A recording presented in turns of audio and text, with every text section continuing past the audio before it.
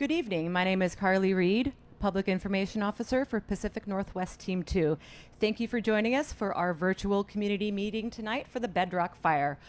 Our current acreage is 31,568 acres with 50% containment. We have a great lineup of speakers for you this evening, and following the presentations, we'll have a live question and answer session. So throughout the meeting, please feel free to drop any questions you have into the chat, and we will either answer them online or here in person with our subject matter experts. So first up, we'll hear from our incident commander, Jason Loomis, followed by an operations update. Jason? All right, good evening, everybody. Jason Loomis, incident commander for Pacific Northwest Team 2. Team 2 took command and control from Northwest Team 12 on Sunday morning. And we've essentially, for the last week, carried on the mission that Team 13 and then Team 12 had. And so it's just really been a pretty seamless operation for us. In addition to that, we had a great transition on that Sunday, and really had real good, clear leaders' intent from the Forest Service, from the Bureau of Land Management, as well as Oregon Department of Forestry. So it's just been really seamless transition and been great working with those folks. It's been very, very clear of what the priorities were, and those priorities were very much the west side of that fire as well as the north side of the Bedrock Fire. Most notably, the private values and the public and the private timber, as well as the communities that several of you all live in off to the west. So it's been a really good transition for us. We are taking also the Lookout Fire tomorrow. So we'll have a contingent of folks that will remain here and continue the operation on the Bedrock Fire, which includes at this point in time a lot of repair work, which is a sign of some really good progress operationally and just where we're at with the current situation. Lookout Fire is a little bit different. Certainly some challenges over there. Northwest Team 6 has been managing that for the last 2 weeks, so they time out tomorrow, and we'll be, like I said, taking command of that for the next week and preparing for the team that will be coming in behind us next week at this time. So really appreciate all the cooperation and the attention and all the support from our public. Without you all, we're not successful. So if there's anything that we can do to further assist you, don't hesitate to reach out. We're here for you all. Welcome any questions at the end of the meeting, and thank you, and have a good evening.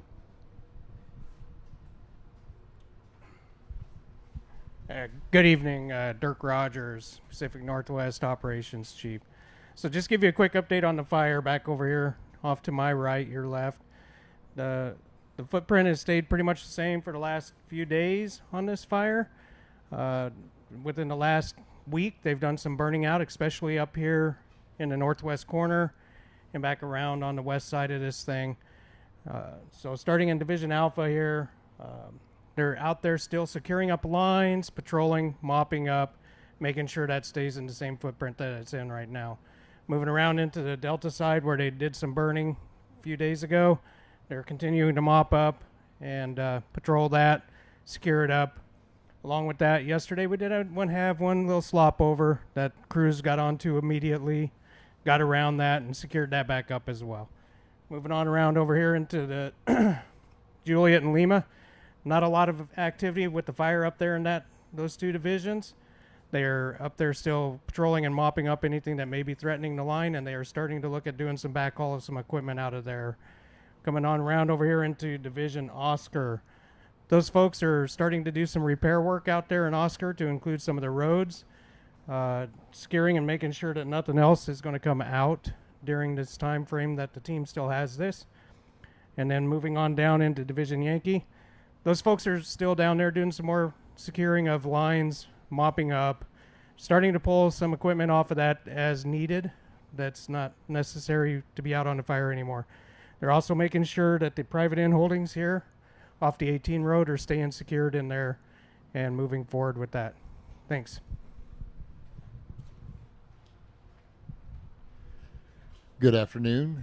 Kurt Van Spybrook, the incident meteorologist for the team. I just want to kind of give you the big picture of what's happening out here and what has happened in the last few weeks. of this fire in this region, and then we'll start walking down through the forecast, and hopefully we'll have a good forecast for what's in the future. So right now we're looking at the Pacific Ocean with our position is right there where the black oval is, and we've got a pretty strong upper low off the California coast, and the second one is way out here just approaching the Gulf of Alaska. And right now this is the setup for a change in the weather pattern. As you know, in this area, why we have fire is because we're really, really dry. We're in almost extreme drought. It's very severe. Haven't had rain in a long time, and that's because this pattern, which is typical for this time of year, hasn't been able to set up. We've been hot, dry, and occasionally windy with a long string of record temperatures and red flag warnings for this area. If we can move to the next slide. I just wanted to show you that in the short term, we're going to go back to that typical central or Cascade, Oregon, Willamette pattern where we have the west slopes of the Cascades, dry, warm days, breezy conditions. We cool off at night. The clouds, it's pretty much clear skies, but the inversion sets in. And the problem with the inversion when you have fire on the ground is it produces smoke and it gets trapped in the valleys. So we're going to have smoky conditions each night for the next couple of nights. But the big pattern change is coming, and I wanted to show you this, that the onshore flow is going to start to take over as we move through the weekend into early and middle of next week. And if we could go to the next slide, this is a depiction of what when that pattern starts to move over us. We're expecting a very strong and deep upper level low to drop out of British Columbia and across Washington and Oregon, and it is very, very deep, and that's what we've been looking for to kind of kick this pattern into gear and get some moisture and cooler temperatures in here. This is depicting these blue colors are showing a very strong and deep onshore push with abnormally cool temperatures, actually below the seasonal norms for this time of year. So by Tuesday, we're expecting to have quite a strong cool off, and definitely by Wednesday. So we're going to get cooler and get some relief from this heat, which is a good thing, not only for the firefighters, but also hopefully we'll get some showers and some more moisture coming in off the Pacific and get those relative humidities back up to where they need to be for an extended amount of time. So that takes us through the middle of next week. We did have some thunder around the area last night.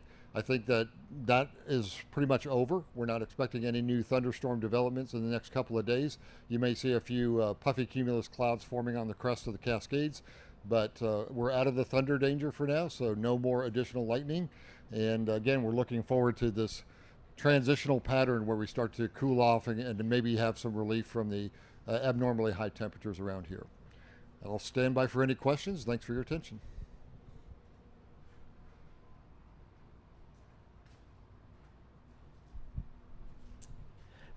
Hey, good afternoon. I'm Nate Prine. I'm the fire behavior trainee. So, from a fire behavior perspective, things are actually looking pretty good out there right now. As Op said, they got containment lines all the way around this fire.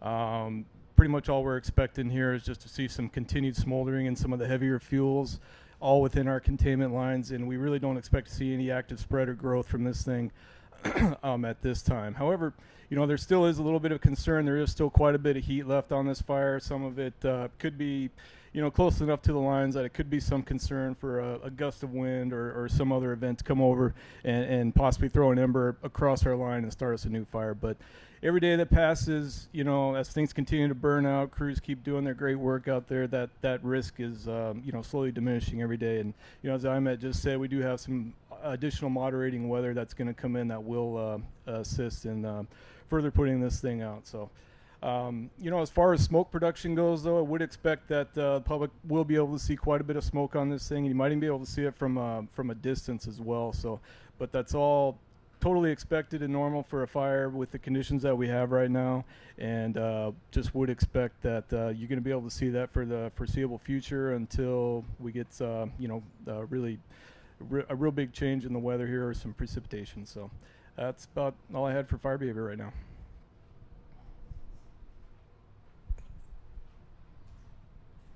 Good evening, everyone. My name is Molly West. I'm the Air Resource Advisor trainee for the Bedrock Fire, and we're also coordinating very closely with the Lookout Fire, our neighbors up to the north, with the Air Resource Advisor up there. And tonight I have an air quality update for you, so it's really going to piggyback off of what you heard about the weather and the fire behavior and how that's going to impact our air quality and our smoke at the surface level.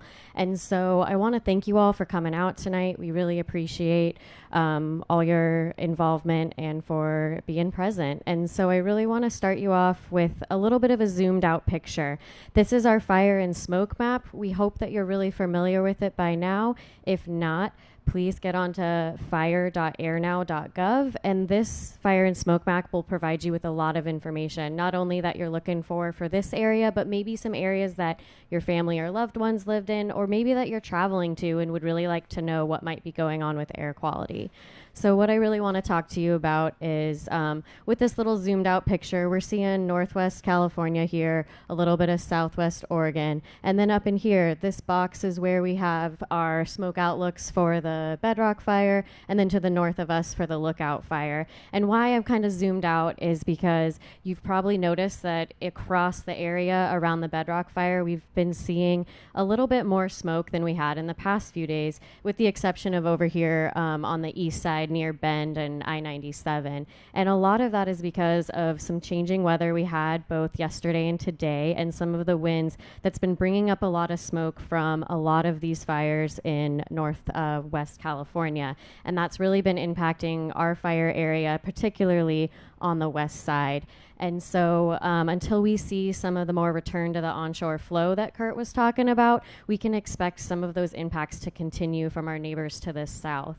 Also, as Kurt was talking about some of the lightning that we experienced last night, there are some new and emerging incidents kind of in some areas to the south of us. When you look at the fire and smoke map, these little orange dots are some new detections. And so we're hoping those won't produce too much smoke, but we're going to keep an eye on what's going on with new and emerging incidents just far to the south of us and how that might push some smoke into our area. And now we can go ahead and go to the next slide. And here, now I really want to zoom into what are we seeing on the Bedrock Fire and with our neighbors to the north on the Lookout Fire. And the first thing that I do want to let you know is that an air quality advisory has been put in effect until 4 p.m. on Sunday for Deschutes, Lane, and Klamath County, which our fires are impacting all three of those counties. And the Oregon Department of Environmental Quality has put that air quality advisory in. And you can find out if there's an air quality advisory in your area or an area that you're interested in by going to your local National Weather Service page, or by checking out the Oregon Air app or the Oregon Department of Environmental Quality blog website. And you'll be able to find those in all three of those areas, as well as some more information.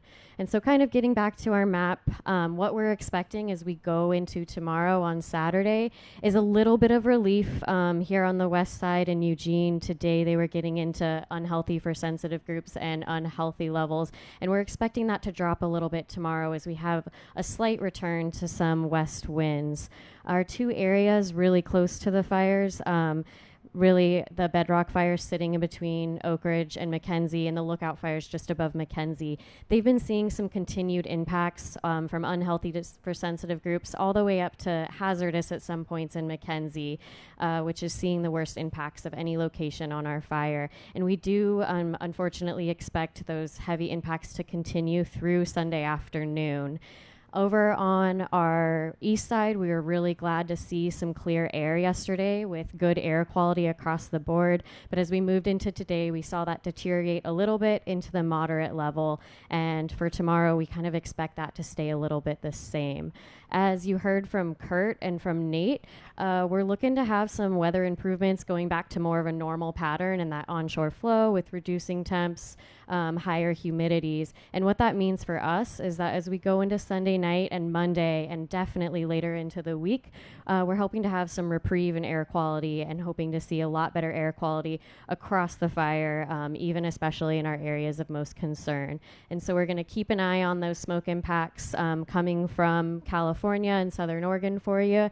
But we'll end on that good note that we do expect as the weekend wraps up and we get into next week that we'll see some smoke clearing and some better air quality. Thank you so much.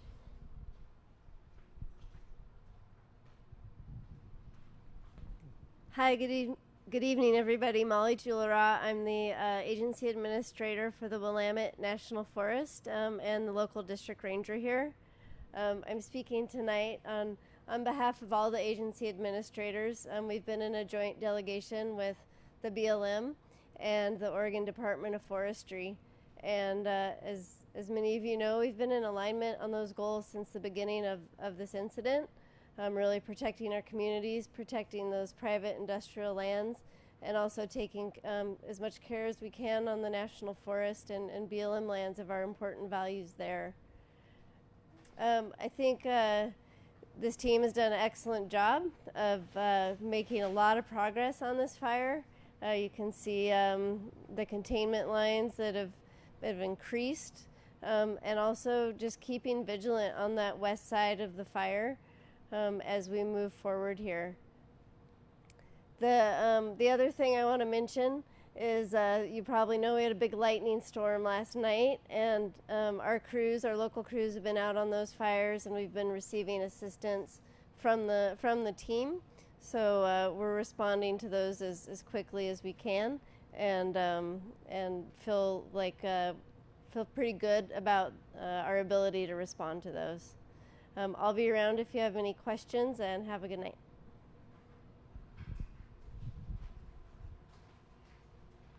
Thanks, Molly.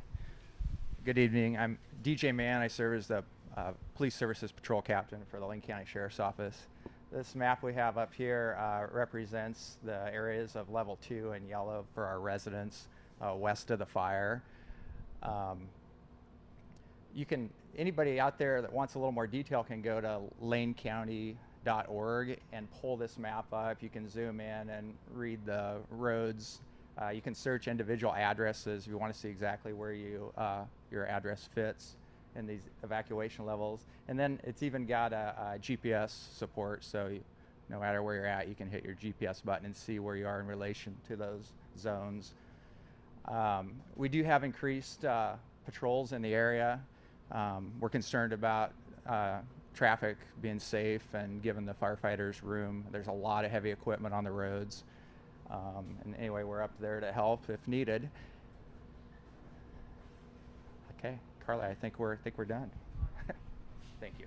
Thank you very much. All right. Thank you to all of our guest speakers this evening. Our mission, in cooperation with the BLM and the ODF, is to keep the footprint of this fire as small as possible while protecting the values identified by the forest and our cooperators and providing for firefighter safety. So now we're going to go to our question and answer portion of the public meeting. And I do have a question from Tom Hunt. Could you please explain why the evacuation site in Lowell has moved to West Fir? Do you want to answer that one, Devonna? All right, come on up. Thank you, Carly. My name is Devin Ashbridge. I'm the Public Information Officer for Lane County. Our partners at Red Cross have worked very hard to identify shelter locations. Unfortunately, with the onset of school coming up, they were not able to remain at the Lowell School any longer. They have looked for an alternate location. The only one available in our area is the West Ridge Alternative High School in West Fir. So that is the reason for the move of the shelter. We also are aware that our regional Red Cross partners are standing up multiple shelters in other counties. We were not the only area hit by that lightning last night. So they are working as best they can with limited resources. Thank you. Another question we had was, did we have any lightning strikes in or near the fire area?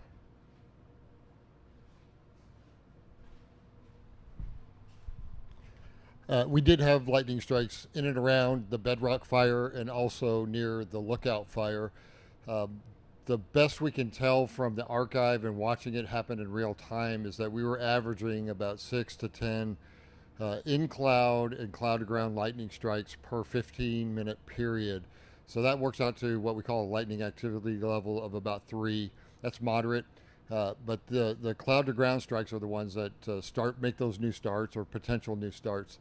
And we've got those mapped out, and the lookouts are looking out for any smokes or any kind of activity from those areas. Thank you for that. Next question. Will this fire affect the start of hunting season in September? Molly, do you have an answer for that one? Or how will it affect it? It won't affect the start of hunting season. What we have that will impact you is our closure areas will remain in place as long as we need those for fire operations and to keep folks safe. So, as soon as we safely can, we will rescind the fire closures. We're able to open up the Salmon Fire area, for example, last week because that fire was in a really good spot.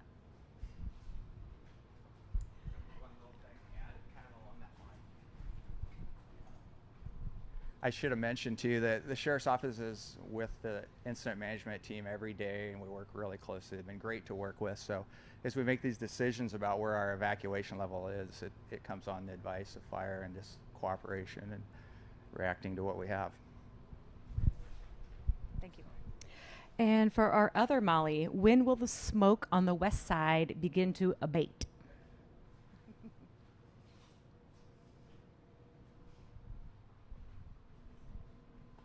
So we're hoping we'll see some modest improvements on the west side tomorrow.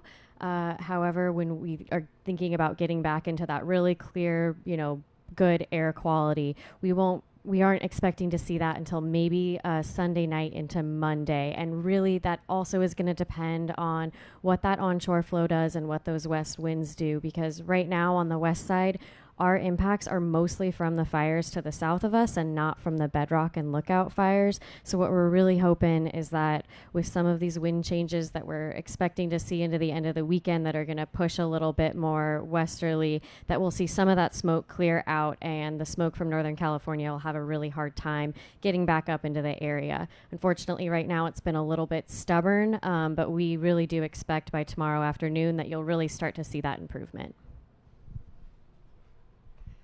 All right, and looks like one of our last questions is, will firefighter efforts go down with everybody moving over to the Lookout Fire?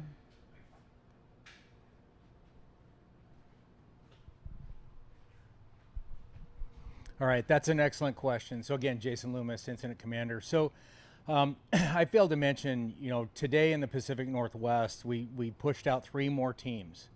And so what we've been talking about for several days now is the potential for resource competition. And that's only going to increase with more teams going out.